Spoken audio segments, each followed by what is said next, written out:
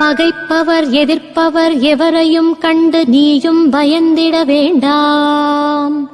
கோபம் கொண்டு களத்தினில் இறங்கி நீயும் பாய்ந்திட வேண்டாம். ஆத்திரத்துடன் நீ அவசரப்பட்டால் கை கட்டியிருப்பேன் நானே.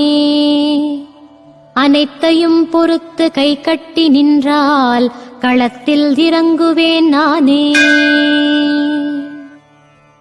உறவினர் அழவைத்தால் அழுதுவிடு, ஆனால் உடனே அதை நீ மறந்துவிடு.